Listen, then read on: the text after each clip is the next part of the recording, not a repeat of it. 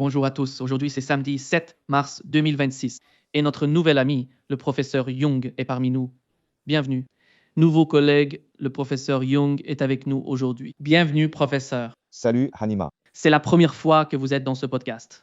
Je sais que beaucoup de notre auditoire vous connaît grâce à vos vidéos sur YouTube sur ces conférences. Vidéos sur YouTube sur ces conférences, des conférences incroyables auxquelles je me suis récemment familiarisé.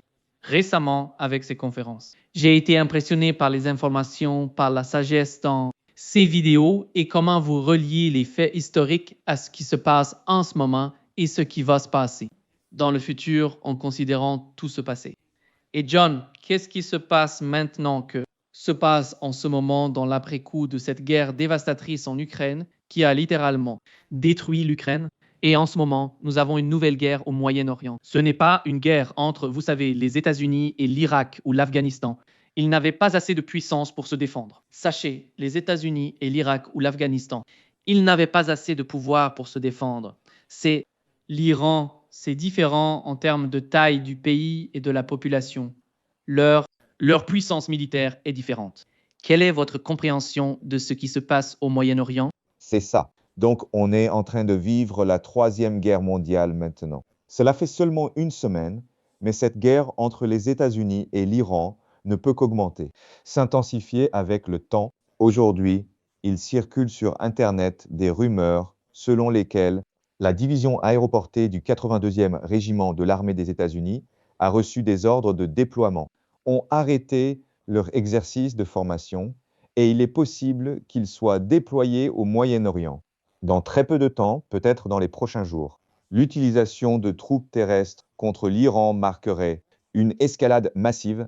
Actuellement, c'est essentiellement une guerre aérienne où les États-Unis et Israël ont la suprématie aérienne, ce qui signifie qu'ils peuvent frapper à leur guise l'Iran.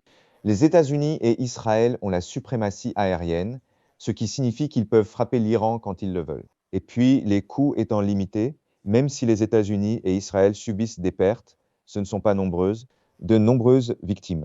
Ils essaient d'éviter le plus de victimes possible. Et ils peuvent théoriquement se retirer de cela. Mais dès l'instant où des troupes terrestres entrent en Iran, alors il est impossible de reculer. Et cette guerre ne fait que s'intensifier. Donc un tournant majeur dans ce conflit sera l'utilisation de troupes au sol. Si des troupes au sol sont utilisées, alors nous sommes dans une troisième guerre mondiale, et cela marquera la fin du monde tel que nous le connaissons. Un conflit terrestre entraînerait probablement aussi attirer d'autres acteurs. Cela pourrait attirer la GCC, cela pourrait attirer les Européens, cela impliquera certainement la Russie. Il est même possible que la Chine soit impliquée. De même, la Corée du Sud et le Japon pourraient également être entraînés dans le conflit. Parce que le Shifumu's fournit la majorité du pétrole aux économies asiatiques du Pakistan, Japon, Corée du Sud et Chine. En fait, le détroit d'Ormuz fournit environ 75% des besoins en pétrole du Japon. Et le Premier ministre japonais, Takeuchi, a dit que si cette guerre continue, le détroit d'Ormuz reste fermé, alors le Japon risque de manquer d'huile dans environ 8 mois. On peut donc imaginer qu'il y a une panique au sein du gouvernement japonais et qu'ils envisagent réellement s'apprêtant à intervenir de quelque façon que ce soit dans ce conflit, qu'il s'agisse d'une intervention diplomatique, que ce soit sur le plan économique, voire militaire. La Corée du Sud pourrait également être amenée à intervenir. Donc, le détroit d'Ormuz est vraiment un carrefour du monde. C'est le centre du commerce mondial. Et si cela reste fermé en raison de cette guerre, alors finalement, cela entraînera le monde entier. Vous avez mentionné la guerre en Ukraine précédemment. Et d'un point de vue géopolitique, ce conflit en Iran est en réalité ce qui suit naturellement de la guerre en Ukraine. Du point de vue géopolitique, si la Russie gagnait la guerre en Ukraine, elle contrôlerait un tiers des carburants du monde. La Russie pourrait affamer le Moyen-Orient et l'Afrique. L'Ukraine est l'entrepôt de grains d'Europe sans son énergie et sans l'énergie russe, les Européens subissent des difficultés économiques et donc, si l'Europe veut survivre et qu'elle a besoin de son énergie. Et donc, ce que les États-Unis essaient de faire, c'est de contrôler le Moyen-Orient en étouffant l'Iran. Et de nombreuses façons, cette guerre en Iran est une réponse à la Russe, invasion de l'Ukraine. Vous savez, La Russie a une suprématie totale sur le champ de bataille en Ukraine. Cette guerre, l'Ukraine est essentiellement perdue. Et donc, si les États-Unis parviennent à gagner cette guerre en Iran, il contrôlera les approvisionnements en énergie du Moyen-Orient, contrôlera tout le commerce du monde. Il y a un rêve d'une Mésopotamie eurasiatique, une alliance majeure entre la Russie, l'Iran et la Chine. Alliance entre la Russie, l'Iran et la Chine. L'Iran est le point clé. Donc, si l'Iran venait à s'effondrer, les États-Unis seraient toujours en mesure de contrôler le commerce mondial. Le pétrodollar serait toujours dominant. Et donc, c'est vraiment une lutte de vie ou de mort pour l'Empire américain. Et c'est pourquoi, de nombreuses façons, les États-Unis n'ont pas le choix maintenant que d'engager pleinement leurs troupes au sol. Je pense que la grande image de la région est importante. Je sais que vous avez été parlant de l'État d'Israël et de l'agenda des États-Unis envers l'État d'Israël.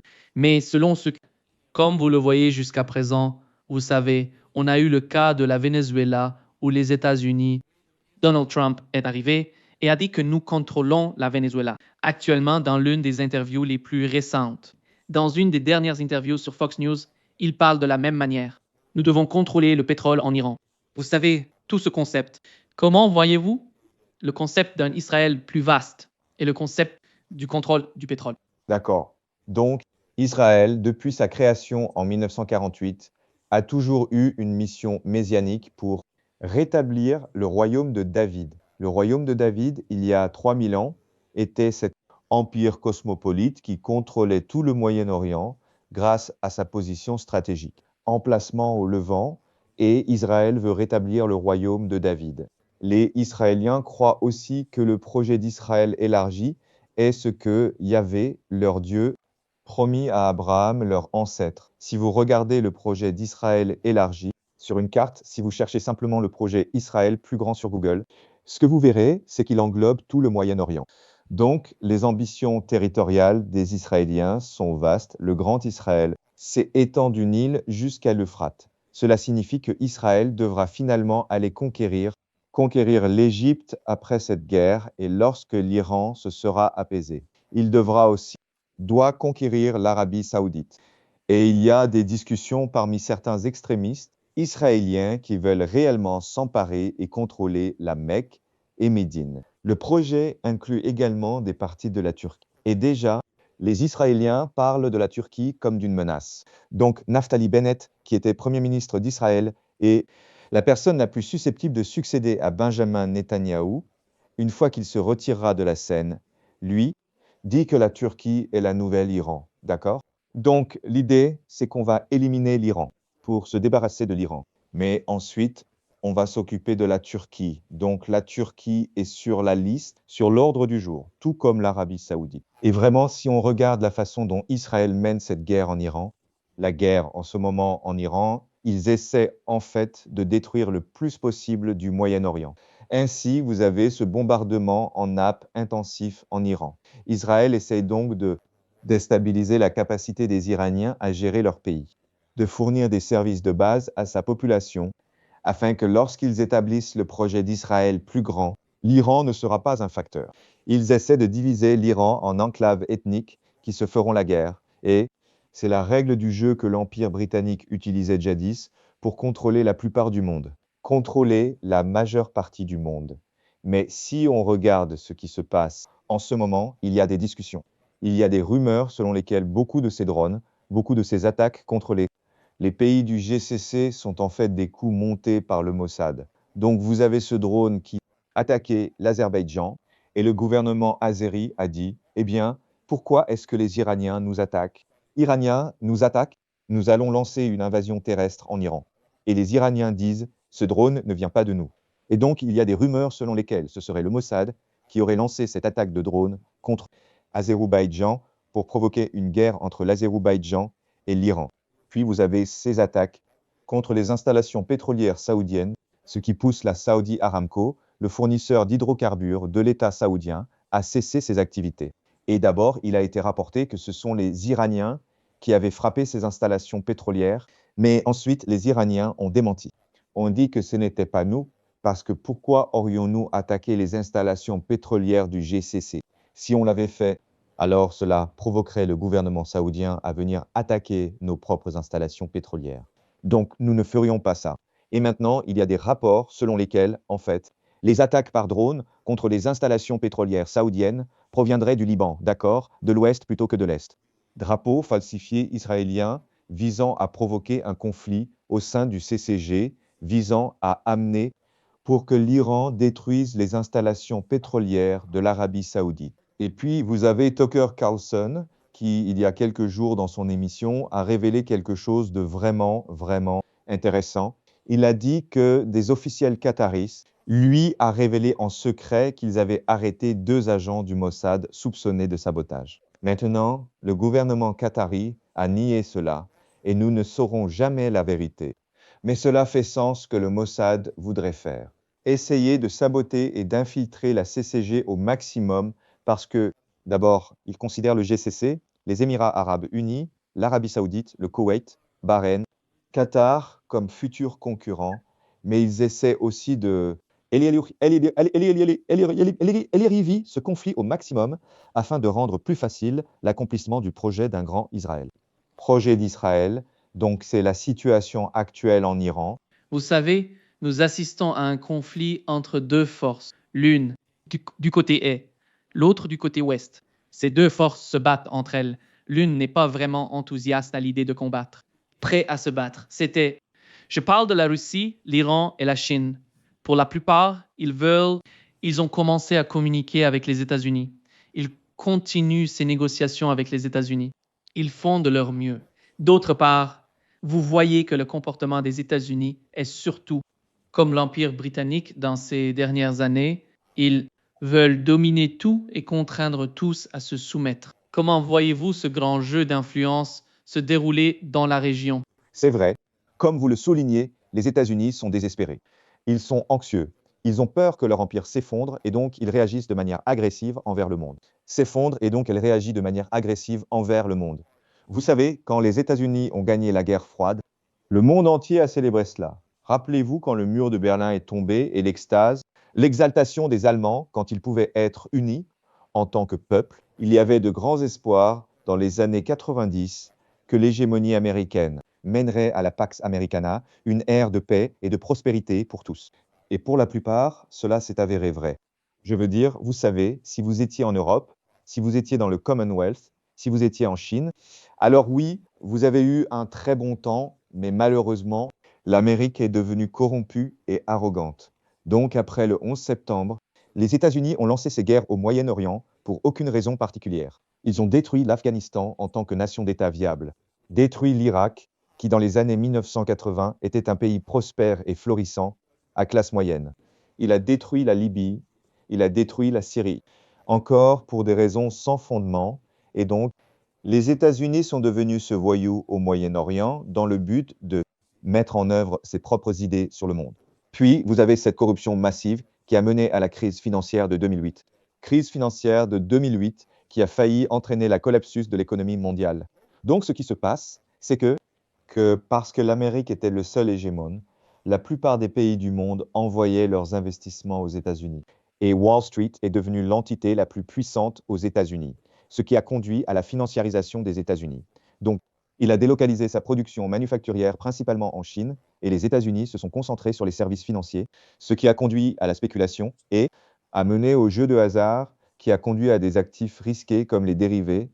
Et finalement, ce système a entraîné la crise financière de 2008 et non, personne n'a été envoyé en prison pour tous ces crimes et ces infractions, mais plutôt, en fait, l'industrie financière a consolidé son pouvoir sur l'Amérique. Et cela a entraîné, tout d'abord, une immense inégalité aux États-Unis, où si vous êtes une personne moyenne, le rêve américain est, vous ne pouvez plus vous permettre d'acheter une maison. Vous ne pouvez plus vous permettre d'avoir une famille. Vous ne pouvez plus vous permettre de vous retirer.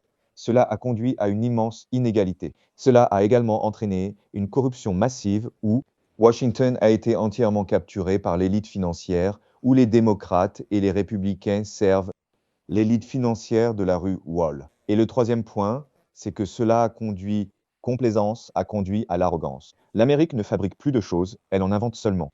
Je veux dire, l'Amérique est devenue ce monde fantaisiste. Et donc, ouais, l'Empire américain n'était pas durable. D'un autre côté, l'Empire américain, encore le plus grand arsenal militaire au monde. Et les Russes étaient vraiment les premiers à défier. Hégémonie américaine en envahissant l'Ukraine. Et à ce moment-là, les Américains ont fait trois choses, d'accord? La première chose qu'ils ont fait, c'est qu'ils ont sanctionné la Russie, ce qui signifie que la Russie n'est plus en mesure pour commercer avec qui que ce soit via le système SWIFT, le système financier, l'architecture financière du monde. Vous savez, le système SWIFT du système financier du monde, vous savez donc le système SWIFT, les Russes ont été bannis de la deuxième chose qu'ils ont faite, c'est voler. Des milliards d'argent russes ou 300 milliards de dollars d'actifs russes ont été saisis par les Européens et les Américains. 200 milliards de dollars restent bloqués sur des comptes bancaires européens. Il y a quelques mois, les Européens étaient en train de discutant la possibilité d'utiliser cet argent russe volé pour financer le conflit en Ukraine, guerre en Ukraine. Et la troisième chose que les Américains ont fait était bloquer l'approvisionnement en énergie russe, bon marché, ou demander à l'Europe d'arrêter d'en acheter. On sait exactement ce qui s'est passé après. Le gazoduc Nord Stream a été détruit et l'Allemagne a été forcée de payer 50% plus cher pour ses besoins en énergie sous la forme de gaz naturel liquéfié des États-Unis. Et donc l'économie allemande a essentiellement connu un effondrement, n'est-ce pas? En utilisant ses pouvoirs impériaux, ce que les États-Unis ont fait n'était pas vraiment détruire la Russie. En fait, les États-Unis ont ruiné leur réputation, non? Parce que si vous pouvez juste voler l'argent des gens qu'ils déposent dans vos banques, personne ne va mettre d'argent dans vos banques. Mettre de l'argent dans vos banques, personne ne mettra plus d'argent dans vos banques. Et donc cela a conduit à une dégradation massive du pouvoir de la devise américaine, le dollar américain. L'Amérique a poussé ses propres alliés à agir. L'Europe a connu une grave crise économique. L'Allemagne est en train de souffrir vraiment très mal. Et cela a vraiment encouragé la guerre à se dresser contre. Rappelez-vous, après la guerre russe, le halo d'invincibilité de l'Empire américain a commencé à s'estomper. L'invincibilité, celle de l'Empire américain, commence à être brisée. Et puis, vous avez des nations en Afrique qui ont commencé à chercher l'autosuffisance. Elles voulaient la souveraineté nationale sur leurs propres ressources. Et donc, ils ont chassé les puissances coloniales françaises. Ils ont chassé l'armée française. C'est comme ça, non? Et donc, on voit ça partout dans le monde. Donc, sous Trump, la réponse est de montrer au monde que les États-Unis restent la puissance mondiale dominante, hégémon, et que les États-Unis n'ont aucun rival de poids. C'est pourquoi on a vu l'enlèvement de Maduro, le président Maduro du Venezuela, qui est une violation flagrante du droit international. C'était une humiliation totale de l'État national vénézuélien ainsi que son peuple. Et puis, bien sûr, rappelez-vous qu'ils ont fait défiler Maduro dans les rues de New York comme s'il était ce prisonnier de guerre capturé. Et donc, c'était humiliant pour lui aussi. Humiliante pour lui aussi. Et puis après, la crise au Venezuela, bien sûr, vous avez cette guerre en Iran. Et cette guerre en Iran était à nouveau pour montrer au monde que l'Amérique est toujours là, que l'Empire américain ne peut pas être remis en question. Et maintenant, c'est un peu le contraire de ce qu'il voulait. Mais c'est le contexte de la manière dont cette guerre a commencé. Je pense que pendant de nombreuses années, avec le résultat de l'Empire britannique, tous ces États arabes sont le produit de l'Empire britannique, et puis voir les bases américaines dans ces pays, vous savez, un pays comme l'Arabie saoudite qui a un budget de défense 10 fois supérieur, plus de 10 fois le budget militaire auquel nous sommes, et ils ne sont même pas capables de se défendre. Ils ont besoin de bases américaines dans leur pays. Qui sont ces États arabes et quel est leur agenda? Car jusqu'à présent, ce que l'on voit dans cette situation, moins de 7 jours, 8 jours, que nous avons ce conflit entre l'Iran et les États-Unis. Cette guerre qui a totalement dévasté toutes ces bases américaines dans le Golfe Persique. Pourquoi, vous savez, le système d'alerte précoce en Israël ne fonctionne pas comme avant la guerre a commencé? Et ils sont d'une certaine manière aveugles et ne savent pas comment prédire ces missiles qui atteignent Israël. D'autre part, vous avez mentionné quelque chose d'important, à savoir l'invasion au sol en Iran que les Iraniens. Nous avons eu le ministre des Affaires étrangères iranien dans une interview avec NBC et MSNBC qui a dit que nous sommes prêts. Le ministre, accordant une entrevue à NBC et MSNBC, a déclaré que nous sommes prêts. Voyons, nous sommes prêts pour eux. Et comment voyez-vous tout ce jeu dans le Moyen-Orient et ce jeu? Comment cette guerre n'est plus un jeu? La guerre fait des victimes. Et c'est important de comprendre que ces pays du GCC, ils sont des constructions artificielles de l'Empire.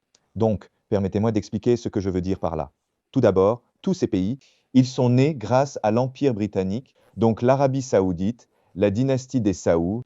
Ils ont été mis au pouvoir par l'Empire britannique comme contrepoids à l'Empire ottoman. C'est ce grand jeu, et l'Empire britannique a simplement mis leurs marionnettes au pouvoir dans différents pays du Moyen-Orient, parce qu'ils savaient que ces pays possédaient de gigantesques réserves d'hydrocarbures et que ce pétrole serait la grande richesse du... Et donc, tout était planifié avant. Alors, toutes ces monarchies, leur loyauté, allégeance à l'Empire. Donc, après la chute de l'Empire britannique, l'Empire américain les a remplacés.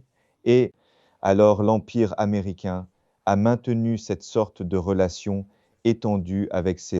Maintenant, cela a bien fonctionné pour ces États du Golfe, car ils étaient sous la protection de l'armée américaine. Et pendant la guerre froide, votre adversaire était l'Union soviétique.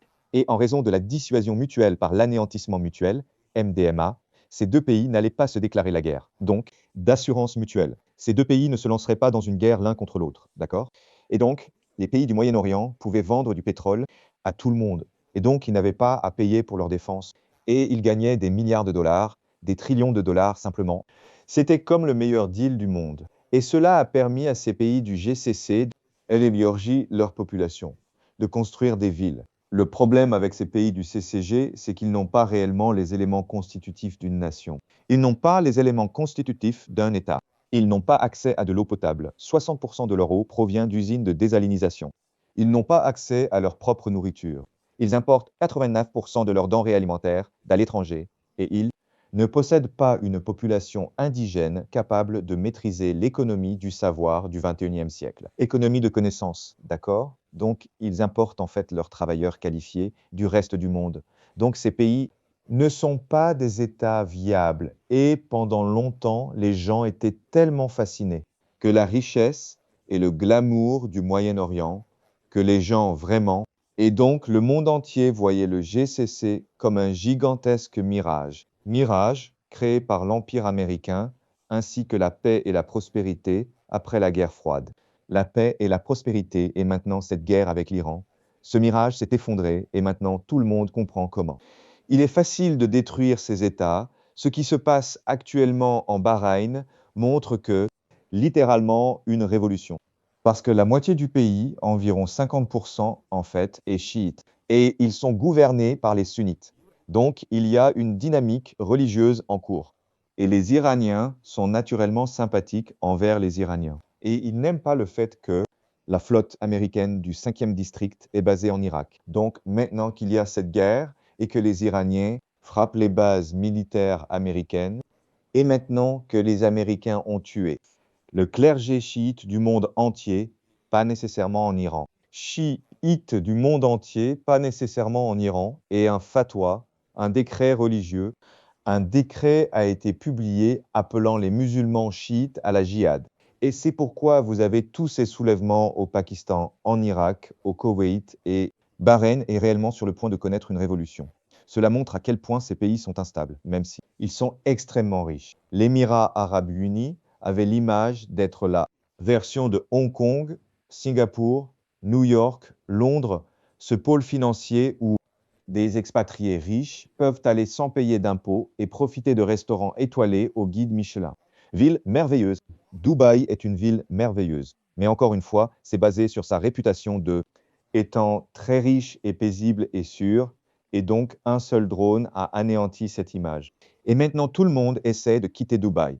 Apparemment, les chambres d'hôtel 5 étoiles à Dubaï coûtent aujourd'hui jusqu'à 9 dollars US. Les chambres de luxe à Dubaï coûtent aujourd'hui jusqu'à 9 dollars américains. Donc, si vous voulez un voyage pas cher et si vous cherchez de l'aventure, je recommanderais Dubaï. Mais bonne chance pour obtenir un vol vers Dubaï, car les Émirats ont annulé. Toute cette guerre en cours, donc les Émirats arabes unis ne vont pas survivre après cela. L'Arabie saoudite est aussi dans de gros ennuis parce que Riyad, qui est une ville de millions d'habitants, et avant, comme il y a des années, c'était une ville de quelques centaines de milliers d'habitants. Pourquoi seulement quelques centaines de milliers? Parce qu'on n'avait pas accès à l'eau, c'était juste un désert. Et donc, avec des millions de personnes, vous avez besoin de ces gigantesques usines de dessalement. Mais on peut facilement détruire ces usines de désalinisation avec un drone. Un drone qui coûte 50 000 dollars et détruire complètement l'Arabie saoudite. Donc, ces pays ne sont pas durables sur le long terme. Vous savez, l'Arabie saoudite essayait depuis longtemps de se détourner de son économie pétrolière. Pendant longtemps, ils ont été dépendants du pétrole. Et maintenant, au cours des 10 dernières années, ils reconnaissent qu'ils ont besoin d'une économie basée sur la connaissance. Économie. Ils reconnaissent qu'ils ont besoin de plus de tourisme. C'est pourquoi ils ont dépensé des milliards de dollars pour attirer les sports, pour attirer des stars du football comme Cristiano Ronaldo, pour construire de nouvelles attractions. Vous savez, ils voulaient construire quelque chose comme une piste de ski intérieure, piste de ski en Arabie saoudite dans le désert. Ils avaient quelque chose appelé la ligne non, qui était littéralement la ligne droite qui traversait le péninsule arabique, et tous les architectes pourraient vous dire que ce ne sont que des rêves fous. Et ces rêves fous étaient rendus possibles grâce à l'orgueil et à toute cette richesse et cet argent qui affluait en Arabie saoudite. À nouveau, tout cela était basé sur la conviction que la paix et la prospérité pourraient se poursuivre éternellement, lorsque le monde était en réalité un endroit bien plus fragile. Aucun de ces pays les pays de la TCC sont en réalité vrais États-nations avec une population réelle, population qui veut soutenir ces États-nations. C'est le premier point. Ces États arabes sont des constructions. Le deuxième point que je vais faire est le suivant. L'armée américaine, pendant longtemps, n'a pas vraiment avoir à faire une vraie guerre. La dernière vraie guerre que j'ai faite était probablement le Vietnam. La guerre du Golfe en 1991 n'était pas une vraie guerre. C'était un jeu vidéo où vous avez ces avions, des avions hautement technologiques qui étaient capables d'incinérer les soldats de Saddam Hussein, avions de haute technologie qui étaient capables d'infliger des brûlures mortelles aux soldats de Saddam Hussein. Je veux dire, regardez les images de la première guerre du Golfe, ce n'était pas une vraie guerre. C'était essentiellement un jeu vidéo. En 2003, quand les Américains ont envahi l'Irak, en Irak, ce que les gens ne se rappellent pas, c'est que Saddam Hussein n'avait aucun système de défense aérienne. Pourquoi Saddam Hussein n'avait pas de système de défense aérienne? Parce que d'abord, toutes les sanctions américaines auxquelles il avait été soumis pendant plus de 10 ans. Donc son pays était trop pauvre pour avoir une défense aérienne. Le second point est qu'il savait qu'il ne pouvait pas se défendre contre une invasion américaine. Quelle était la raison de se préparer? Si les Américains venaient, vous étiez mort de toute façon. Alors il a parié et pensé que les Américains ne seraient pas assez stupides pour envahir l'Irak, car en le faisant, ils renforceraient. Iran. Vous rendriez l'Iran hégémonique ou la principale puissance. Et pourquoi les Américains voudraient-ils faire ça? Donc clairement, Saddam Hussein s'est trompé. Ainsi, la guerre d'Irak en 2003 n'était pas une vraie guerre non plus. Pendant longtemps, les Américains n'ont pas combattu de vraie guerre. Maintenant, ils se battent dans une vraie, et ce qu'on voit, c'est que l'armée américaine n'est pas aussi forte que les gens le pensent. Et la raison, le complexe militaro-industriel est avant tout corrompu. Son but n'est pas de mener des guerres. Il vise plutôt à voler autant d'argent que possible aux contribuables en se servant du prétexte des guerres. Argent des contribuables au nom de la justification des guerres. Donc, pendant la guerre froide, il n'était pas possible pour l'Union soviétique et pour les États-Unis de se confronter directement. Alors, ce qu'ils ont fait, qu'ils investissaient dans des systèmes d'armement très coûteux, qui les rendaient impressionnants, qui coûtaient beaucoup d'argent, argent qui était impressionnant sur le papier, mais qui n'a vraiment rien fait. En réalité, il s'agissait surtout de faire étalage de puissance plutôt que de réellement mener une guerre conventionnelle. Et c'est ce que nous observons aujourd'hui. Voyons aujourd'hui. Aujourd'hui, au Moyen-Orient, où les États-Unis ont tous ces systèmes de défense aérienne vraiment impressionnants, comme le système THAAD, qui coûte des milliards de dollars. Vous avez le système Patriot, vous avez Je veux dire, c'est tout très impressionnant. Mais regardez à quel point cela est inefficace contre. Et les Iraniens nous ont dit qu'ils n'ont pas encore déployé leur arsenal le plus avancé. Cette semaine, ce ne sont que les stocks anciens de drones et de missiles redondants pour affaiblir les systèmes de défense aérienne des Israéliens et des Américains et des JCC. Et déjà, Israël et le GCC subissent de lourds dégâts, des pertes et de dégâts massifs. Donc, ce que cette guerre nous montre, c'est que le monde n'est qu'une illusion. C'est une hallucination. Ce en quoi vous croyez est en réalité faux. Je pense que beaucoup d'entre nous sont quelque part confus sur la notion d'Israël parce que Donald Trump voulait aider Israël. Mais ce qu'on a vu jusqu'à présent, on ne voit aucun reportage provenant d'Israël. Et ensuite, ce qui se passe en Israël que personne ne connaît, parce qu'il semble qu'une grande destruction, dévastation est en train de se produire et personne ne sait ce qui se passe. Mais concernant l'Iran, nous savons, comme vous l'avez mentionné, que des images sortent. On sait où elles sont dirigées et quel est le désastre qui se produit à. C'est pourquoi il n'y a aucune vidéo qui sort d'Israël. La raison en est que Israël a été complètement humilié lors de la guerre de 12 jours. Rappelez-vous, Israël pensait vraiment que cela leur prendrait quelques jours pour détruire l'Iran. Eux, en quelques jours pour détruire l'Iran, parce que leur stratégie était d'éliminer les dirigeants, n'est-ce pas? Donc, ils sont allés pour tuer la direction supérieure des Iraniens. Et pendant les premiers jours, c'était vraiment impressionnant, très impressionnant. Ils tuaient ces scientifiques, ces généraux, ces officiels, ces clercs dans leur propre foyer. Et cela montrait l'étendue du réseau de Mossad en Iran. L'ampleur du réseau du Mossad en Iran, cela vous montrait l'ampleur de l'avancement de l'armement israélien. Et cela a également montré que Israël avait une suprématie totale dans les airs. Et cela s'est produit à cause de la chute de la Syrie, n'est-ce pas? Donc, après que la Syrie est tombée à l'État islamique, cela a créé un couloir aérien où maintenant les Israéliens peuvent simplement voler directement vers l'Iran et avant la Syrie était le système d'alerte aérienne précoce. Système d'alerte pour les Iraniens. C'est pourquoi ils avaient tant investi dans la protection du régime d'Assad. Régime, au début, il semblait que Israël était sur le point d'anéantir l'Iran une fois pour toutes, mais les Iraniens se sont révélés bien plus tenaces que personne ne l'aurait imaginé. Et les Iraniens ont commencé à riposter contre les Israéliens. Et les Israéliens subissaient de lourds dommages, particulièrement à Tel Aviv. Et les images qui sortaient d'Israël étaient choquantes et humiliantes. Les images sorties d'Israël étaient choquantes et en fait humiliantes.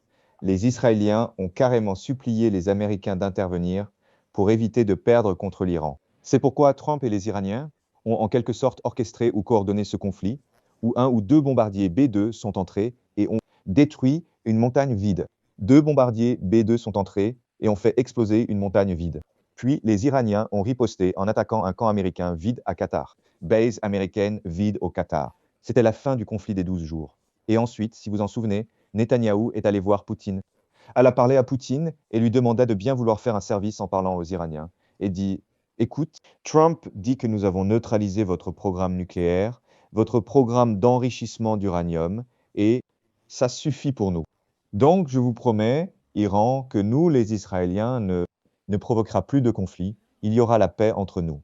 Et Poutine a transmis ce message. Cela a été largement rapporté à l'époque, et nous pensions vraiment qu'à la fin de cette guerre de 12 jours, nous aurions la paix au Moyen-Orient. Parce que les Iraniens ont démontré à tout le monde qu'ils se défendront et ils ont la capacité de le faire. Et Israël n'a pas la capacité de détruire vraiment le régime, le gouvernement en Iran. Malheureusement, ce n'est clairement pas ce qu'ils... Et donc, ce que je pense qu'ils ont compris, c'est, vous voyez quoi? On veut toujours pour détruire le gouvernement en Iran, car c'est partie du projet Israël plus large. Mais à l'avenir, nous censurerons simplement les médias. Nous allons simplement cacher le fait que nous sommes détruits par les Iraniens. C'est ce qui a mené à cette coupure d'information. Vous avez tout à fait raison, il y a beaucoup de destruction. Il devrait y en avoir beaucoup dans Tel Aviv et d'autres endroits parce qu'on voit un peu les barrages de missiles des Iraniens et ils sont plutôt impressionnants. Impressionnants, mais les Israéliens pensent que s'ils cachent simplement le fait qu'ils sont en train de se faire détruire, alors les gens penseront qu'ils restent invincibles face à la défaite de la guerre de 12 jours. Les Israéliens se disent qu'ils ne vont pas admettre qu'ils sont battus. Mais en fait, en ce moment, Israël n'a pas la capacité de poursuivre cette guerre pendant longtemps. Il a besoin que les États-Unis envoient des troupes terrestres. C'est une situation dans laquelle nous trouvons. Je ne sais pas à quel point les troupes terrestres seraient capables, car elles se ruaient sur des groupes terroristes kurdes pour obtenir de font quelque chose pour les États-Unis. Il semble que le peuple kurde, je ne sais pas qui vit en dehors de Irak et Kurdistan, ils vont faire partie de ça ou pas. Mais on a appris hier, selon des médias comme Cannes et des médias israéliens, l'Azerbaïdjan va nous rejoindre dans ce combat. Pense qu'il essaie de quelque façon. Tu as mentionné l'opération couverture falsifiée, opération de diversion. Mais nous avons des fausses nouvelles qui sortent parce que l'Azerbaïdjan sait ce qui est en jeu. Ce qui est en jeu s'ils entrent dans ce conflit. Il ne s'agit pas seulement de l'Iran, la Russie viendrait. Le concept de la Caucase du Sud serait dans quelque sorte, vous savez, la Russie luttait contre la Géorgie avant la guerre en Ukraine. Et eux savent ce qui est en jeu en ce qui concerne le Caucase du Sud et le cas de l'Iran. Et comment voyez-vous tout ça? D'un côté, nous savons qu'ils envisagent réellement invasion au sol de l'Iran. Mais sont-ils capables d'aller jusqu'au bout? C'est exact. Comme vous le soulignez, la stratégie américaine consiste à utiliser des alliés pour une invasion terrestre. C'est ce qu'ils ont fait, très efficacement en Syrie et en Libye, où ils ont financé ces groupes rebelles, et soutenir ces groupes rebelles par des frappes aériennes. Et ça a été très efficace, surtout en Libye, qui a détruit le gouvernement en Libye. Mais la situation en Iran est beaucoup plus compliquée, n'est-ce pas? Donc en ce moment, les Américains considèrent trois. Les deux premiers, comme vous l'avez mentionné, sont les Kurdes et les Azerbaïdjanais. Et le dernier groupe, ce sont les Balouches, qui est voisine du Pakistan. Donc c'est le coin sud-est de l'Iran. Les Azéris et les Kurdes se trouvent dans le nord-ouest de l'Iran. Et les Kurdes ont une longue histoire avec les Américains. Les Kurdes ont été essayant d'atteindre la détermination nationale depuis très longtemps. Et leur meilleure chance a été en réalité en 1981, parce qu'à la suite de la guerre du Golfe, à cette époque, le président H.W. Bush a encouragé les Kurdes à se rebeller contre Saddam Hussein. Et les Kurdes l'ont fait. Il y a eu une révolte massive en Irak et les Kurdes pensaient vraiment que c'était l'occasion de construire enfin leur propre nation. De construire leur propre nation. Mais au final, ce qui s'est passé, c'est que le président George W. Bush a trahi les Kurdes et les promesses de puissance aérienne américaine pour soutenir leur insurrection n'ont jamais. Et ce qui s'est passé, c'était une répression massive. Je pense que Saddam Hussein utilisait tout ce qu'il avait. C'était une répression brutale qui a fait mourir des centaines de milliers de Kurdes. Et si vous êtes un Kurde et que vous vous souvenez de cela, pourquoi auriez-vous jamais faire confiance aux Américains à nouveau? Et ce n'était pas la première fois. Cela s'est déjà produit avant et s'est reproduit de nombreuses fois par la suite. Donc l'idée que vous allez donner de l'argent aux Kurdes et qu'ils vont se précipiter en Iran, sur votre compte, je pense que c'est une illusion. C'est le premier point. Le deuxième point est l'intention entière de l'utilisation des Kurdes et de les utiliser comme chair à canon. Donc ce que vous voulez faire, c'est dissimuler les insurgés kurdes, envoyer des insurgés en Iran. Et ce qui se passera, c'est que les forces militaires iraniennes seront obligées d'envoyer des soldats pour contrer cette attaque. Et ces soldats seront masqués, ce qui rend la situation idéale pour un bombardement aérien. Bombardement aérien. Mais qui d'autre meurt dans ce bombardement aérien? Ce sont aussi les Kurdes. Donc ces derniers ne sont pas stupides, vous savez. Ce sont des chairs à canon destinées à attirer les Iraniens dans un conflit pour qu'ils puissent tous être anéantis. Les Kurdes ne sont pas stupides. Stupides. Ils savent exactement ce qui se passe. Et la raison pour laquelle ils semblent prêts à y entrer, c'est parce qu'ils peuvent probablement extorquer beaucoup d'argent aux Américains et aux Israéliens, non? Ils peuvent probablement obtenir beaucoup d'armes, beaucoup d'argent, beaucoup d'or et de nombreuses assurances des Israéliens et des Américains. Cette idée que ces types vont entrer et sacrifier leur vie pour permettre à Israël et aux États-Unis d'avancer leurs objectifs militaires, absurde. Personne n'est assez stupide pour ça. Et puis, il y a l'Azerbaïdjan. Pourquoi diable l'Azerbaïdjan se lancer dans cette guerre, surtout avec la Russie au nord? Pourquoi donner aux Russes et aux Iraniens une excellente raison de vous diviser en deux? Si le président d'Azerbaïdjan, qui est assez stupide pour entrer en Iran avec une invasion terrestre, je vous garantis que l'Azerbaïdjan ne survivra pas en tant qu'État. La Russie cherche l'excuse parfaite pour intervenir dans ce conflit et créer pont de terre entre la Russie et l'Iran. Donc, il n'y a aucune chance que l'Azerbaïdjan se lance dans cette guerre. Mais encore une fois, c'est bon pour les apparences. Optique, heureusement, le président de l'Azerbaïdjan peut se montrer arrogant et faire du chantage. Les Israéliens et les Américains lui donnera beaucoup d'argent qu'il distribuera à tous ses sbires, à tous ses partisans, tous ses supporters. Cela lui donne bonne image, d'accord? Mais ces types ne sont pas stupides, ce sont des durs à cuire, ils savent exactement comment le jeu fonctionne. Ils savent que les Israéliens et les Américains sont désespérés de trouver des troupes au sol pour avancer leurs objectifs militaires. Et ils ne vont pas se faire avoir. Ils ne vont pas sacrifier leur vie. Ils ne sont pas assez stupides pour ça. Mais dans le processus, ils peuvent tirer beaucoup d'argent, tirer le maximum d'argent possible des Israéliens et des Américains. Et c'est exactement ce qui va se passer. Jean, l'une des principales questions qui traverse l'esprit des États arabes aujourd'hui est quel est l'intérêt de bases américaines dans nos pays? Et il se demande beaucoup de gens dans ces pays, des personnes fortunées se demandent quel est le bénéfice de ces bases si elles ne nous défendent pas. Si nous sommes attaqués à cause de ces bases, alors comment voyez-vous le Moyen-Orient, les conséquences de ce conflit, de cette guerre et l'influence qu'ils ont déjà affectent ces États arabes? Écoutez, pendant longtemps, ces pays du GCC avaient un pacte avec le diable, donc ce pacte est... Vous avez ces régimes corrompus, soutenus par l'armée américaine. L'armée américaine n'était pas dans ces nations pour protéger le pays, c'était pour protéger la famille royale et s'assurer que la famille royale obéissait. Des ordres venant de Washington, D.C. Ces nations du GCC sont vraiment le point clé de l'empire américain où elles vendent des dollars pétroliers et réinjectent ces dollars pétroliers dans le système financier américain. La bulle de l'IA actuelle aux États-Unis est complètement financée par les nations du GCC, d'accord? L'économie américaine entière dépend maintenant de construction de centres de données qui ne sont pas très rentables et qui sont très néfastes pour l'environnement. Et donc, les nations du GCC ne sont pas en mesure de financer ces centres de données. Un véritable schéma de Ponzi, cette entière structure financière, pyramide, ce mirage d'économie IA. Ils sont corrompus, ils sont arrogants, ils sont dictatoriaux et ils utilisent ces pétrodollars pour acheter la loyauté des citoyens. Corrompus, arrogants, dictatoriaux, et ils utilisent ces pétrodollars pour corrompre ces gens. Vous obtenez des soins de santé gratuits, une éducation gratuite, un logement gratuit et un emploi gratuit. Vous n'avez pas à vous inquiéter et vous importez ouvriers d'Inde, du Bangladesh, des Philippines, ou que ce soit pour faire le travail réel. Faites travailler les expatriés d'Europe, du Royaume-Uni comme gestionnaires intermédiaires. Alors, ils avaient un très bon arrangement pendant longtemps.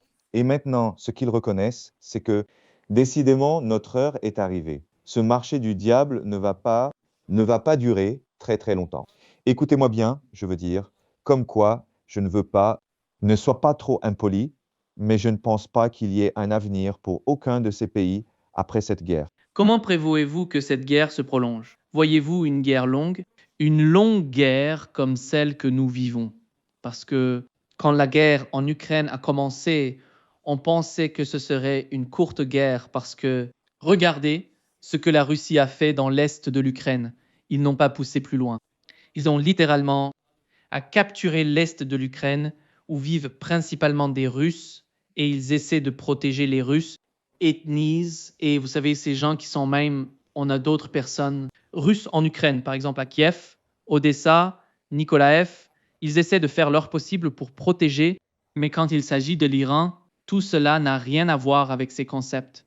Vous, c'est les États-Unis attaquent simplement l'Iran à cause de ses ressources parce que l'Iran est indépendante. C'est pourquoi ils attaquent l'Iran. Et je ne sais pas dans quelle mesure ce qu'ils ont en tête est réalisable dans le contexte actuel du conflit. Parce que Donald Trump a déclaré « Je veux choisir ».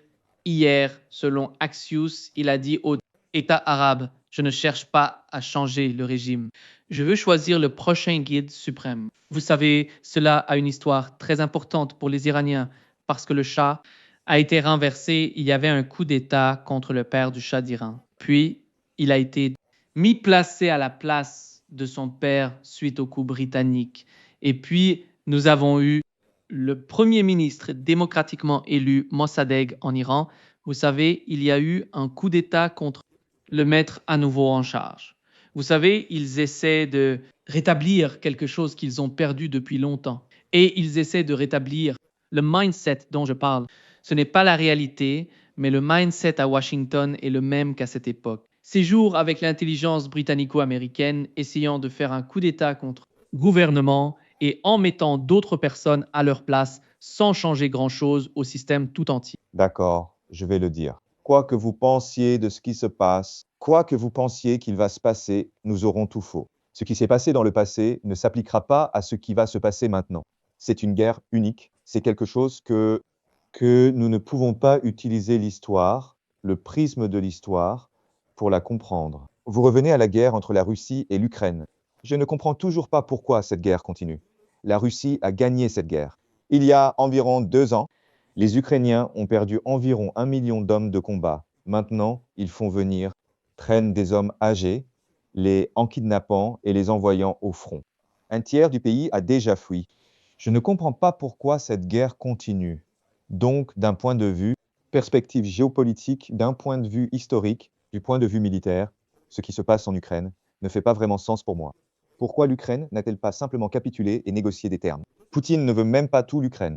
Il veut simplement ce qui est traditionnellement russe, d'accord? Ce qui inclut les 4 oblasts jusqu'à la rivière Dniepr. Oblast jusqu'à la rivière Dnieper. Et puis il pourrait vouloir Odessa aussi. Mais vous savez qui? Ça compte. Vous avez perdu la guerre. Donnez-lui ce qu'il veut et faisons la paix, d'accord? Pourquoi continuez-vous à vous battre? En fait, les Européens disent, vous savez, comme en Allemagne, ils vont réintroduire le service militaire obligatoire pour les hommes. Ils envisagent d'adopter des lois pour rétablir le service militaire obligatoire. Je pense que les Européens prévoient d'entrer pleinement en guerre d'ici 2029 et vous dites, eh bien, ça n'a aucun sens du tout. Pourquoi faites-vous ça? Quel est l'intérêt? La guerre est perdue. Pourquoi envoyez-vous de jeunes hommes se faire tuer en Ukraine et personne ne sait pourquoi? Ils font cela aussi. Rappelez-vous, la Russie possède des armes nucléaires. On ne veut pas trop les irriter, car cela pourrait entraîner l'apocalypse. Donc, la compréhension traditionnelle de la façon dont les guerres sont menées, pourquoi elles sont menées, je ne pense pas qu'on puisse les utiliser maintenant. Nous vivons dans une époque très particulière, et le cadre que je pense qu'il faut utiliser est eschatologique et religieuse. Ils ne le font pas pour gagner des guerres, mais plutôt contrôler les ressources, obtenir du pétrole, contrôler les axes de transport. Ils le font pour des raisons religieuses, pour atteindre un monde qu'ils croient refléter la volonté divine de Dieu. Il y a eu une information selon laquelle un commandant a dit à ses troupes, ce commandant américain leur a dit de ne pas avoir peur de cette guerre en Iran. Apportera le retour de Jésus. Trump est choisi par Dieu, ordonné, d'accord? Dieu l'a choisi pour provoquer une guerre au Moyen-Orient, qui entraînera une série d'événements menant au retour de Jésus. Je sais que ça paraît fou, mais gardez cela à l'esprit, car ce qui va se passer au cours des prochains mois ou des prochaines années sera encore plus fou. Donc, une chose qui m'inquiète vraiment, c'est la mosquée d'Al-Aqsa. La mosquée d'Al-Aqsa est le 3e lieu le plus sacré dans le monde musulman. Seuls la Mecque et Médine sont encore plus sacrés. La mosquée d'Al-Aqsa est où Mahomet, et on dit qu'il y aura un coup monté où la mosquée d'Al-Aqsa sera détruite. Et pourquoi serait-elle détruite? Eh bien, parce que la mosquée Al-Aqsa se trouve sur un site du second temple ou du temple de Salomon. Et cela est considéré comme le lieu le plus sacré. Dans la tradition juive, c'est là où habite Dieu, non? Donc, si vous voulez que Dieu, pour qu'il revienne dans le monde, vous devez lui construire une belle maison. C'est ce qu'on appelle le 3e temple, le temple de Salomon. Et donc, ils doivent détruire la mosquée d'Al-Aqsa. S'ils détruisent la mosquée d'Al-Aqsa, cela va provoquer guerre religieuse entre les musulmans et les juifs. Chaque musulman sera moralement obligé de chercher le djihad contre Israël si vous détruisiez la mosquée d'Isaac. Alors pourquoi ferait-il ça? Je ne dis pas, disant qu'ils vont faire ça. Mais je dis que des choses vont se passer. Des choses peuvent arriver qui n'ont aucun sens. Ce que je leur dis, c'est d'abord de se mettre dans l'état d'esprit, qu'importe ce à quoi vous croyez au sujet du monde, ça va être jeté par la fenêtre, d'accord? Parce que si vous utilisez simplement une logique conventionnelle pour analyser cette guerre en Iran, cela n'a aucun sens. L'Iran, cela n'a aucun sens. Même aujourd'hui, une semaine après le début de la guerre, même si beaucoup de dégâts ont été causés, même si beaucoup de personnes ont été tuées, beaucoup de dégâts ont été causés, même si beaucoup de personnes ont été tuées. Personne ne sait pourquoi cette guerre est menée. Trump et ses partisans n'ont pas exposé de raison réelle pour laquelle ils cherchent. Le plus que nous ayons, c'est d'abord Trump qui dit, d'accord, on veut se débarrasser des armes nucléaires. Nous voulons éliminer la possibilité que l'Iran se livre à l'enrichissement de l'uranium. Enrichissement, mais les Ottomans qui médiaient ces discussions entre les Iraniens nous ont déjà dit qu'ils avaient déjà accepté zéro, absolument zéro, d'enrichissement iranien. L'enrichissement, ce à quoi ils tenaient absolument depuis longtemps. Ils ont dit qu'ils étaient prêts à renoncer définitivement à leur programme d'enrichissement d'uranium, avant qu'ils insistent pour que nous soyons autorisés à utiliser l'enrichissement d'uranium pour... Et eux, ils disent, d'accord, on va aussi renoncer à ça. Mais pas seulement ça, ce qu'ils communiquent aux Ottomans est que pas seulement sommes-nous prêts à abandonner notre programme d'enrichissement d'uranium, mais nous sommes également prêts à négocier sur nos proxys, Hezbollah, les milices chiites, le Hamas et les Houthis, mais nous sommes également prêts à négocier notre programme de missiles balistiques. Les Iraniens étaient prêts à donner aux Américains tout ce qu'ils demandaient, qu'ils exigeaient, qui étaient des exigences impossibles dès le départ, et pourtant les Américains ont attaqué. Alors expliquez-moi ça, s'il vous plaît. C'est le point numéro 1. Le point numéro 2 est, Trump a alors dit que d'accord, là où nous avons attaqué, parce que eh bien, Israël allait attaquer en premier, et nous savons que les Iraniens répondraient en nous attaquant, donc nous devons anticiper leurs actions en les attaquant eux-mêmes, eux de ne pas le faire, d'accord? Mais ensuite, vous demandez pourquoi ne leur avez-vous pas simplement dit de ne pas le faire, les attaquer, d'accord? Vous êtes la superpuissance. Vous financez Israël, vous donnez à Israël tous les armements qu'ils ont, armes que vous avez. Dites simplement, vous savez, si vous attaquez l'Iran, vous êtes sur votre propre. Et donc maintenant, ce qu'ils disent, c'est que nous sommes contrôlés par Israël. Vous me dites vraiment qu'une nation de quelques 9 millions d'habitants dans le désert est capable de contrôler un empire de quelques 330 millions d'habitants? Absolument absurde, d'accord? Donc toutes les raisons qu'ils nous donnent, ça n'a aucun sens. C'est tous des mensonges. C'est tous des tromperies, d'accord? Ce qu'ils veulent vraiment faire est de détruire le monde. C'est ce qu'on ne veut pas faire. Ils veulent détruire le monde parce que ça forcera Jésus. Revenez, c'est une partie de l'eschatologie chrétienne sioniste. Et encore une fois, vous n'avez pas à me croire, d'accord? Mais posez-vous cette question. D'abord, pourquoi cette guerre continue-t-elle? Premier point, pourquoi cette guerre continue-t-elle? Deuxième point, pourquoi Trump demande-t-il une capitulation sans condition? Pourquoi refuse-t-il de négocier du tout? Numéro 3, pourquoi l'Amérique voudrait-elle envoyer des troupes au sol? Quel est l'intérêt de faire ça? Je veux dire, vous n'êtes pas déjà en train d'anéantir l'Iran depuis les airs? Détruire l'Iran depuis les airs déjà? Pourquoi faut-il envoyer des troupes au sol, mec? Point 3, d'accord. Et ensuite, vous verrez plus tard, c'est la destruction de la mosquée alliée. Le plan est le suivant, d'accord? Comme il y a ce plan topique où Israël va détruire cette mosquée, la mosquée alliée, mais ils vont prétendre que c'est un missile iranien, d'accord? Plan topique selon lequel Israël détruira cette mosquée, la mosquée alliée, mais ils vont prétendre que c'est un missile iranien, d'accord? Donc de quelque façon, ils vont infiltrer des agents du Mossad en Iran pour tirer un hypersonique balistique sur cette mosquée d'Alexei Moss, la détruisant. Et ensuite, ils diront que vous voyez, ce sont les Iraniens qui ont fait ça pour nous provoquer. Les Iraniens font ça pour nous provoquer. Ce sont les Iraniens qui planifient ce drapeau falsifié, d'accord? Et ce qu'ils veulent, c'est créer cette guerre entre les Arabes et les Perses. Donc ces gens sont fous. Ils sont dingues. Tout ça est fou. Prenez ce que vous croyez du monde et jetez-le par la fenêtre, d'accord? Faites juste ça. Et après, vous comprendrez peut-être ce qui se passe. Ça se passe, vous comprendrez peut-être ce qui se passe. Mais même en lisant l'histoire et en disant, eh bien, vous savez, en 1979, le Shah a été renversé. Renversé et les Américains en sont furieux. Vous ne gagnerez rien ici. Jean, est-ce que tu vois la guerre devenir nucléaire? D'accord, c'est une très bonne question. D'accord, très bien. On discute déjà de la possibilité d'armes nucléaires et la raison en est que beaucoup des capacités de missiles balistiques d'Iran sont enterrées profondément et vous. Donc vous ne pouvez pas réellement détruire ces installations avec des armes conventionnelles, même avec la mère de toutes les bombes. Tous les bombes, d'accord, comme une bombe gigantesque, des bombes à perforation pour vous. Nulle part, d'accord. Donc, une arme nucléaire tactique ne pourrait pas détruire les installations souterraines, mais elle bloquerait essentiellement les entrées. Elle provoquerait une telle quantité de radiation, donc si vous voulez gagner la guerre conventionnellement, alors vous devrez peut-être utiliser des armes nucléaires tactiques, surtout si l'invasion terrestre tourne mal.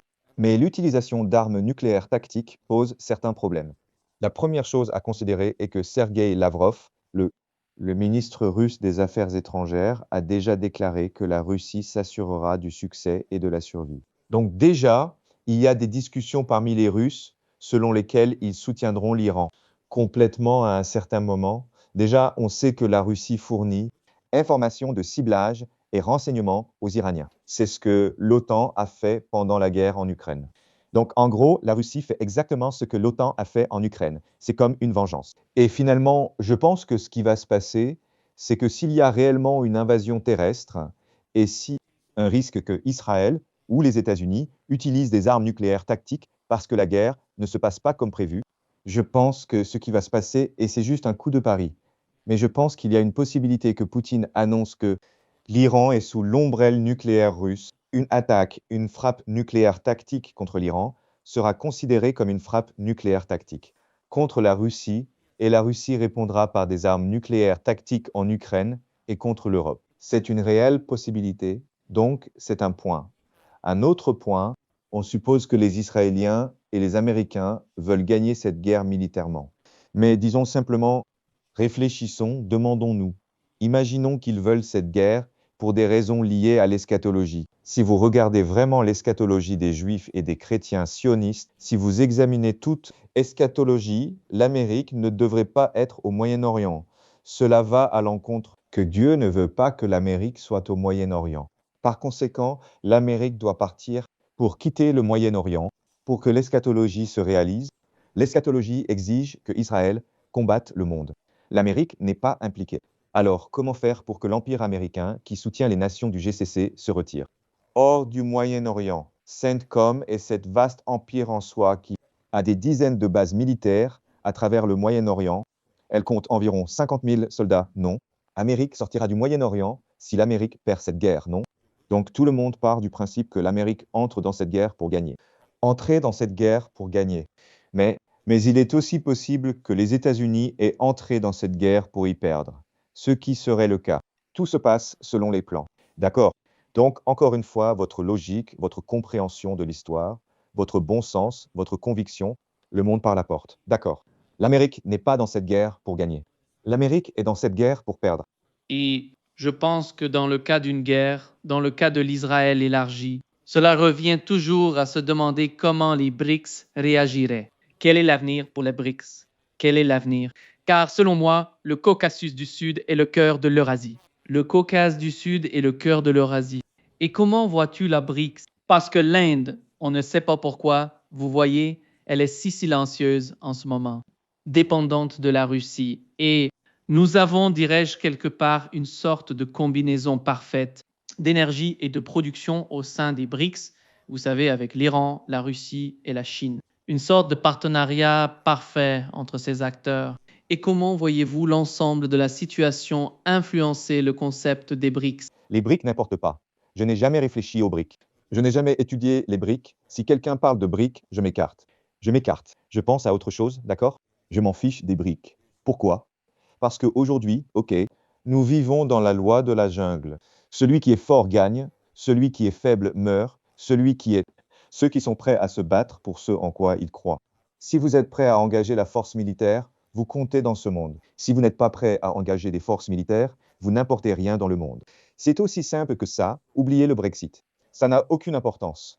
Oubliez cette couloir d'or de Shanghai. Oubliez cette monnaie unique. Oubliez le commerce. Rien de tout cela n'a d'importance maintenant. Nous, êtes maintenant dans un nouveau monde où c'est la loi de la jungle. La force fait la justice. Si vous êtes prêt à mourir pour ce en quoi vous croyez, si tu es prêt à envoyer des troupes pour défendre ce en quoi tu crois, alors tu comptes. Si tu n'es pas prêt à le faire, alors vous resterez les bras croisés et serez anéantis les uns après les autres. C'est aussi simple que ça. Ouais. John, l'autre situation concernant le cas du Moyen-Orient serait comment l'Iran en tant que pays pourrait décider de son avenir, parce que vous savez ce qui s'est passé en Russie avant le début de la guerre en Ukraine. Il y avait des gens qui pensaient qu'ils pouvaient faire une alliance avec l'Ouest, avec les États-Unis. États-Unis, nous avons deux types de forces en Russie et en Iran. Et ces forces, qui sont pour la plupart néolibéraux ou proches des libéraux aux États-Unis, ils pensent que les États-Unis pourraient être on peut faire confiance aux États-Unis, on peut négocier avec eux. Mais en raison de la guerre en Russie, vous savez, en Ukraine, et comme nous assistons à la guerre en Iran. Et ces conflits, vous savez, c'est un conflit majeur au Moyen-Orient. Et comment voyez-vous les politiciens, les décideurs dans ces pays prennent des décisions concernant leur avenir? Quelle est leur vision de l'avenir? D'abord, nous supposons que les États-nations sont l'unité principale d'organisation. Nous supposons également que les dirigeants de ces États nationaux comptent vraiment. Et je pense que ces deux hypothèses sont problématiques. Peut-être les personnes qui contrôlent quoi que ce soit. La Russie, la Chine, les États-Unis, Israël sont les mêmes personnes. Ça existe cette possibilité, non? Enfin, je veux dire, vous savez quoi? Encore une fois, je pense que vous devez, compte tenu de cette guerre en Iran, vider votre esprit. D'accord. Vous devez examiner vos propres hypothèses sur le monde, que ce soit une guerre pour les ressources entre l'Iran et les États-Unis. Je ne pense pas que ce soit le cas. Et encore une fois, le temps nous le dira, d'accord? Je ne veux pas en dire trop, parce que les gens penseront que je suis fou. Mais ne pensez pas que les États soient vraiment les puissances qu'on croit. Il y en a Il existe d'autres organisations, d'autres entités qui sont au-dessus des États-nations. On l'a vu dans les dossiers Epstein, n'est-ce pas? Tout le monde pensait que Jeffrey Epstein était un agent du Mossad ou de la CIA, qui extorquait ces Américains puissants dans le but d'obtenir le soutien d'Israël. Mais il y avait certaines choses qui sont arrivées quand nous avons vraiment lu les fichiers Epstein. C'est très confus. Pourquoi Bill Gates et Reid Hoffman iraient-ils voir Jeffrey? Bill Gates était le plus riche homme du monde. Reid Hoffman est un milliardaire. Pourquoi irait-il voir Jeffrey Epstein et quémandant de l'argent, c'est ça? Et puis, vous avez Elon Musk, qui est très riche et il veut faire la fête avec Jeffrey Epstein. Il embête un peu Jeffrey Epstein, genre, salut mec, j'ai entendu parler de tes superbes fêtes. Est-ce que je peux venir? Et puis, il utilise ses mots de passe, comme vous savez, comme quoi pizza et soda à la grappe. D'accord. Donc, encore une fois, si vous regardez simplement l'Epstein Files, la façon dont vous pensez que le pouvoir fonctionne, la façon dont vous pensez que le monde est dirigé, c'est probablement le cas. Vous avez mentionné que l'Ukraine était perdue. La guerre en Ukraine était perdue il y a 2 ans. Comment prévoyez-vous la guerre en Iran? Comment voyez-vous l'escalade? Et quel serait le sens? Parce qu'un camp gagne ou l'autre perd. Ou selon vous, quel est le résultat? Je veux dire, le résultat est très simple. Le résultat a été prédéterminé. Le résultat est de tuer le plus de gens possible pour détruire toute l'économie mondiale, détruire l'Iran, de forcer les États-Unis à quitter le Moyen-Orient, de détruire les États de la péninsule arabique pour entraîner la Turquie dans la guerre, mener à la création du projet d'un grand Israël et finalement à la paix juive. Et ensuite pour créer les conditions d'une autre guerre mondiale, une autre guerre mondiale pour la guerre de Gog et Magog, où la Russie et l'Iran attaquent Israël ensemble, qui marquera la fin du monde. C'est un scénario, c'est un plan qu'ils ont en tête, donc tout est déjà écrit. Cela a tous été écrit et c'est exactement ce qui va se passer. Il s'agit seulement de la question du temps. Cadre, combien de temps cela va-t-il prendre? Mais ils enverront des troupes au sol en Iran. Cela sera un désastre. Catastrophe. Et l'Iran sera détruit. Les États-Unis seront contraints de quitter le Moyen-Orient. C'est ce qui va se passer. Ouais. Est-ce que tu te sens que la direction dans le Moyen-Orient, en Asie occidentale, serait principalement influencée par les Israéliens? Parce que vous avez mentionné un pays de 9 millions d'habitants et on sait qu'ils n'ont pas les capacités, les effectifs nécessaires pour occuper tout ce territoire et comment ils vont gérer ça.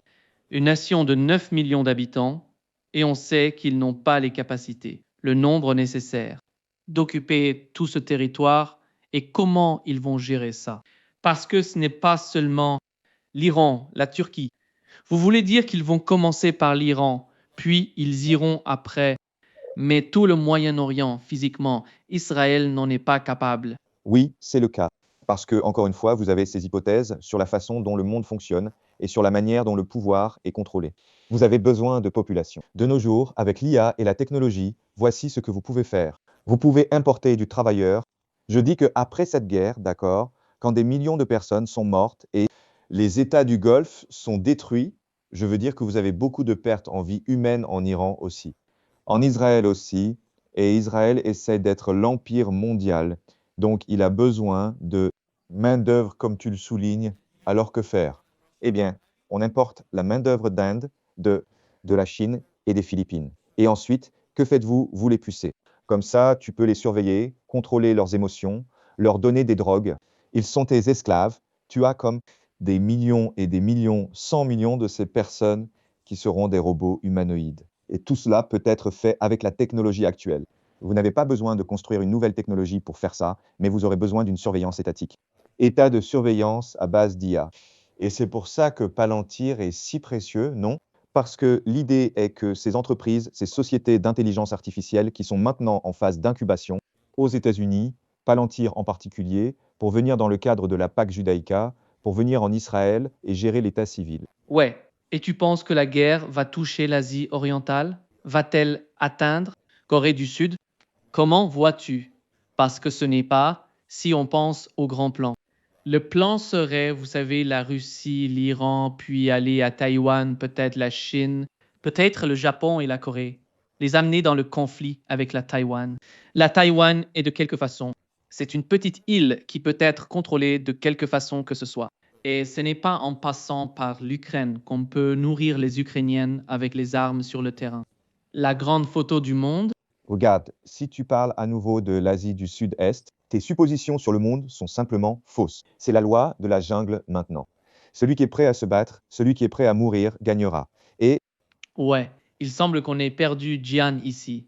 Et laisse-moi... Ouais, tu es revenu. regarde, oui, regarde. Tu dois voir le monde sans te focaliser sur l'économie. L'économie n'a pas d'importance. C'est tout simplement la volonté de votre population de se battre et de mourir pour ce en quoi ils croient. Et il y a exactement 4 nations dans le sud-est de l'Asie qui ont une histoire de mourir pour ce en quoi ils croient. Cela inclut le Japon, Corée du Sud, Corée du Nord et Vietnam. La guerre en Asie du Sud-Est sera entre ces 4 nations. Waouh.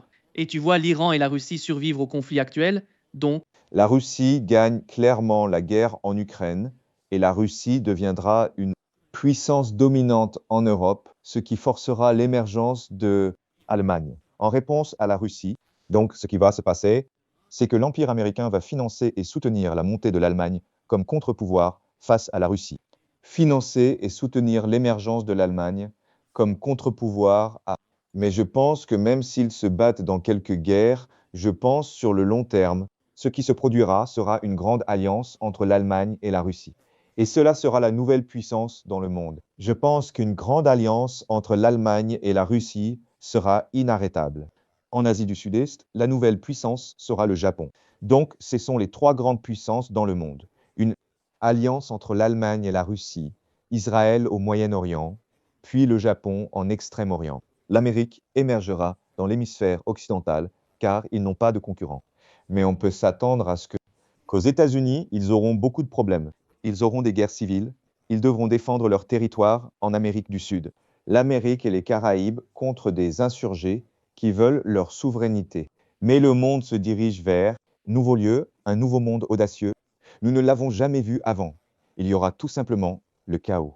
Et franchement, l'objectif est de tuer le plus de gens possible parce que le monde ne peut pas soutenir 8 milliards de personnes. Donc vous essayez de créer autant de conflits que possible pour réduire la population afin que celle-ci soit plus facile à gouverner, pour gouverner et créer le conformisme. Donc encore, je ne veux pas en dire trop pour ne pas avoir l'air conspirationniste ou dérangé. Mais si vous voulez survivre à ce qui arrive, vous devez vous préparer mentalement, vous devez vous dire que peut-être ce que je pense du monde est faux. Peut-être que le Brexit n'a pas d'importance, peut-être la Chine n'a pas d'importance. Peut-être que tout ne serait qu'une illusion. Peut-être que ce sont tous ces mensonges que les médias nous ont servi pour nous manipuler, pour... Nous ne comprenons pas vraiment ce qui se passe. Ce qui se passe n'est pas une guerre financière. Ce qui se passe vraiment n'est ni une guerre matérielle, ni une guerre militaire. Ce qui se passe, c'est une guerre spirituelle. D'accord. Voilà ce qui se passe vraiment. mais les États-Unis ne sont pas si capables que ça, John, finalement. Les États-Unis ont mené toutes ces guerres et ils ont été battus dans toutes. Et rappelez-vous, ce sont les faits. Ils étaient là, en Afghanistan pendant 20 ans. Ils l'ont reçu des talibans et ils l'ont rendu aux talibans. Avant de quitter l'Afghanistan, l'Afghanistan d'aujourd'hui n'est plus entre les mains des États-Unis. L'Irak est le même. Regardez ce qui se passe en Irak en ce moment. Ils n'ont pas, vous savez, tous les bases. Les bases militaires américaines en Irak ont été détruites avec tous les armements qu'elles contenaient. Combien de pouvoir ont-ils pour poursuivre cet objectif? Je ne vois pas ça se produire en raison du... Les États-Unis ne deviennent pas plus forts. Ils ne deviennent pas plus forts dans le Moyen-Orient. Regarde, ta compréhension du monde est limitée, d'accord? Tu penses que les États-Unis comptent vraiment. Tu penses que les États-Unis sont entrés en Afghanistan, en Irak, pour gagner la guerre, pour contrôler ces endroits. Vous pensez que les États-Unis sont allés en Afghanistan, en Irak, pour gagner la guerre, pour contrôler ces endroits. Mais Julian Assange a dit quelque chose de vraiment important. Ce qu'il nous a dit, c'est que le but n'est pas d'avoir des guerres gagnantes. Le but est d'avoir des guerres sans fin. Ainsi qu'un complexe militaro-industriel, ce système de sécurité transnationale peut voler aux contribuables américains, d'accord? Alors, ce que vous devez comprendre, c'est que l'Amérique, ses États-nations, ce n'est qu'un hôte. Ce qui compte, ce sont les parasites. Ce qui compte, ce sont les sociétés secrètes, ces groupes transnationaux, groupes capitalistes. Ce sont eux qui contrôlent le monde. Et ce sont eux qui sont derrière tout, la Chine, Israël et les États-Unis. Et ils orchestrent ces guerres pour extraire le plus de richesses possible de leurs hôtes État-nation avant la chute de l'État-nation. S'effondre, d'accord, c'est ce qui se passe. Ces parasites veulent que les États-Unis perdent leur guerre contre l'Iran afin de faire s'effondrer toute l'économie américaine et d'enfoncer des millions et des millions de personnes dans la pauvreté. Dans une pauvreté extrême où ils posséderont rien et seront heureux. C'est le plan ici. Vous avez 4 $200 de dette. La seule façon de vous en débarrasser est de ruiner l'économie américaine en faisant dérailler l'économie américaine. Tu veux dire que l'objectif des États-Unis en ce moment serait d'être battus en Iran ou qu'ils sont censés gagner? Que je veux dire, c'est que les États-Unis ne sont pas contrôlés par les États-Unis.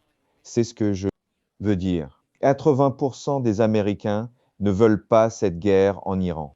80% des Américains disent qu'ils ne veulent pas cette guerre. La plupart des gens sont contre cette guerre, même si traditionnellement, une fois qu'un pays entre en guerre, le public est très soutien.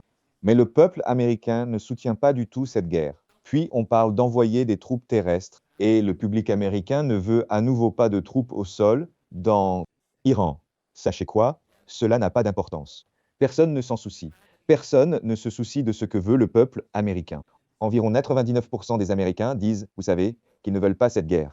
Ils vont quand même la mener. Donc, clairement, l'Amérique n'est pas une démocratie. D'accord. Donc, on se dit, eh bien, d'accord, en novembre, on aura ces élections et les démocrates vont arriver pour arrêter cette guerre.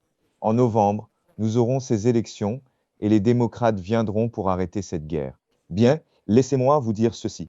Même si les démocrates remportaient les élections de mi-mandat, et cela serait également suspect et peu probable compte tenu de ce qui se passe.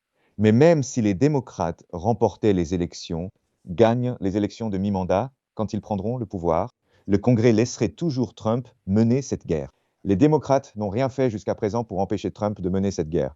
Absolument rien pour empêcher Trump de mener cette guerre. Le Congrès a une obligation constitutionnelle, proclamer la guerre, et ils auraient dû organiser un vote afin d'empêcher le président de déclarer la guerre. C'est ce qu'on appelle la loi sur les pouvoirs en temps de guerre. Elle aurait dû être mise en place avant le début de la guerre, aurait dû être programmée avant le début de la guerre. Et ce qu'ils ont fait, c'est ça. Ils ont programmé l'examen de la loi sur les pouvoirs en temps de guerre. Débat pour le mardi, comme 4 jours avant l'attaque réelle. Donc, ils savaient que l'attaque allait avoir lieu. Ils ont fixé la date à un moment où elle ne serait pas pertinente. Donc, le Congrès ne freine pas le président. Le Congrès aide le président. Troupes terrestres, d'accord? Troupes terrestres. Pas une seule personne puissante. Un démocrate a dit qu'il est contre les troupes au sol. Ce que vous avez, ce sont des gens comme Chuck Schumer qui disent « Oh, vous savez, j'ai examiné les preuves. J'ai été briefé par Marco Rubio. Et oui, la situation est pire que ce qu'on pense. Vous savez, donc c'est tout une déception. C'est toute une illusion. C'est déjà a été décidé ce qui va se passer. C'est tout un scénario, non? D'accord. Et l'idée que le peuple américain pourrait voter pour changer ça. Non, ils ne le peuvent pas. Vous savez, c'est comme 99% de l'humanité, comme encore plus de 99%. En fait, il n'y a peut-être que quelques milliers de personnes qui ont réellement le pouvoir. Et elles peuvent faire ce qu'elles veulent. Mais c'est tout à propos des États-Unis et beaucoup de gens en Iran disent que ça n'a pas d'importance ce qu'ils pensent. S'ils veulent envahir l'Iran, qu'ils viennent. Et nous les attendons. C'est pourquoi ils sont prêts à l'invasion terrestre. Ils pensent vraiment qu'ils peuvent battre les États-Unis sur le terrain. Et ce que vous venez de mentionner concerne les États-Unis et comment ils se sentent. On sait que le sentiment et l'agenda des États-Unis n'est pas la fin du jeu. Ce n'est pas le résultat. Le résultat est la combinaison de ces deux forces, comme nous l'avons vu en Ukraine et en Iran. Vous avez un calcul de deux alternatives, les États-Unis et l'Iran. Deux agendas se battent entre eux. Et peu importe s'ils veulent envahir l'Iran, ils vont réagir. Ils vont détruire ceux qui vont envahir. Regardez, je veux dire, j'ai dit ça tellement de fois. Regardez, les États-Unis envahiront l'Iran. C'est ce à quoi ils veulent que vous pensiez. Et moi, je dis que tout ça n'a pas d'importance. Ce qui a vraiment de l'importance, c'est pour nous comprendre qui est vraiment derrière le rideau, tirant les ficelles, d'accord? Quelqu'un fait ça. C'est probablement pas Trump, parce que, enfin, ce n'est pas Trump qui fait ça. C'est d'autres personnes qui le font. Donc la première question est, qui fait vraiment tout ça? Tout cela, et comment parviennent-ils vraiment à le faire? Et ceci est vraiment quelque chose qu'il faut comprendre vraiment. C'est la guerre qu'il nous faut mener. Ce n'est pas une guerre entre les États-Unis et l'Iran. Cela n'a pas vraiment d'importance à la fin. c'est vraiment sur une guerre de connaissance de soi. Chacun d'entre nous a-t-il la volonté, a-t-il le courage de chercher la vérité, même si celle-ci peut bouleverser notre perception de la réalité, d'accord? Donc, permettez-moi, terminer par ce message, d'accord? Laissez-moi vous dire ce qu'il faut faire si nous voulons gagner cette guerre individuellement, d'accord? L'allégorie de la caverne de Platon, l'allégorie de la caverne, chacun est attaché au sol, d'accord? Vous êtes menotté au sol, vous ne pouvez pas bouger. Même votre tête, vous ne pouvez pas bouger à cause d'une chaîne qui vous oblige à regarder devant vous. Vous êtes assis sur un mur vide, d'accord, derrière toi. Il y a un feu derrière toi. Il y a un feu et puis il y a certaines personnes. Les gens, l'élite, le véritable pouvoir dans le monde, ils mettent en place ces marionnettes que le feu projette des ombres sur le mur et ensuite ce qu'on fait, c'est regarder le mur et on crée. D'accord, nous créons un langage et nous inventons des histoires sur les ombres. Sur le mur, et c'est la réalité dans laquelle nous vivons aujourd'hui, où nous pensons que tout est réel. Mais c'est toute une illusion, d'accord. Et les gens, eh bien, derrière le feu, ceux qui tirent les ficelles sont vraiment les puissances réelles, les États-Unis. La Russie, la Chine, cette guerre entre les États-Unis et l'Iran, ce n'est tout cela, n'est qu'une illusion destinée à vous distraire de chercher à comprendre ce qui se passe vraiment en coulisses. D'accord. Et c'est un défi pour nous en tant qu'êtres humains. Ne vous laissez pas tromper sur ce conflit devant nous à penser que, d'accord, ça n'a vraiment pas d'importance qui gagne entre les États-Unis et l'Iran. Ça a de l'importance. C'est vraiment important si Israël devient une empire. Cela importe si le Brexit est un succès ou non. Cela n'a pas d'importance. Rien de tout cela n'a d'importance. Ce qui compte, c'est notre compréhension du monde. Ce qui importe, c'est notre désir, notre courage de chercher la vérité, quelle que soit la douleur qu'elle procure. C'est ce qui importe. Merci beaucoup, John, d'être avec nous aujourd'hui. C'était un grand plaisir de ces questions. Beaucoup de gens diraient, et cette question-là, celle-ci, question, mais nous devons explorer. Nous devons trouver, vous savez, votre compréhension du monde qui m'a étonné de le comprendre. Et je pense que c'est réconfortant, vous savez, utile pour beaucoup de personnes qui nous regardent. C'était un grand plaisir de vous avoir avec nous. Gian, d'accord? Merci d'avoir invité Nima. Ouais, prends soin de toi. Au revoir.